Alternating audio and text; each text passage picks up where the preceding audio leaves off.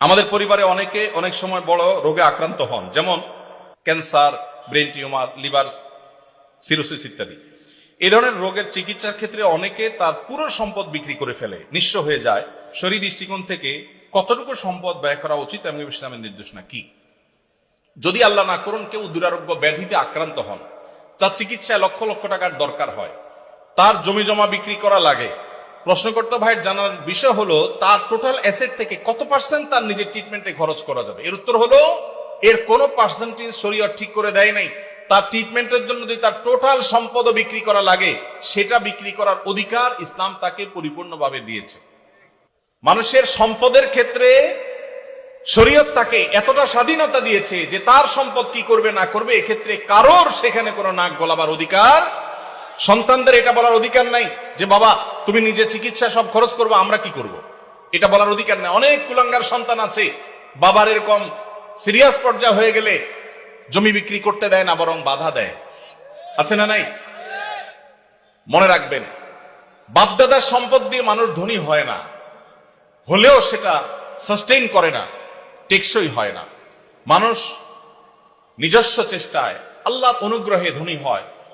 বহু বড় লোকের ছেলেরা একসময় রাস্তায় মানুষের কাছে হাত পাততে হয়। এজন্য বাবার সম্পদ, মায়ের সম্পদ, সেগুলোর জন্য কামড়াকামড়ি করা, তাদের হক নষ্ট করা, এগুলো আমাদের মূর্খতা।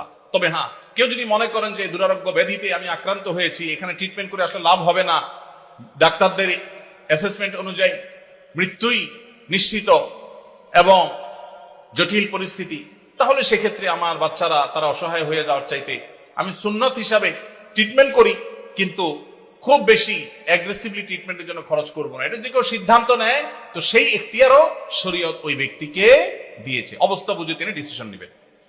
এরপরে প্রশ্ন, আমার বড় ভাইয়ের বউ বা আমার ভাবি পরকিয়া করেছেন, 5 বছর ধরে জানতে পেরেছে এবং পরকিয়ার মাধ্যমে একটা বাচ্চাও হয়েছে, এখন করণীয় কি? পরকিয়া এখন ঘরে ঘরে হয়েছে ভাই, জঘন্য ব্যাধিতে পরিণত হয়েছে। তো এইরকম যদি পরিস্থিতি হয়, ইসলামী শরিয়া দৃষ্টিকোণ থেকে এটা সবচেয়ে বড় জঘন্য অপরাধ হয়েছে। ইসলামী বিচার ব্যবস্থা থাকলে এর সবচেয়ে কঠিন শাস্তি হতো, যেহেতু বিচারিকভাবে আইনগতভাবে সেটা কার্যকর করবার সুযোগ নেই, যেহেতু ইসলামী বিচার ব্যবস্থা নেই।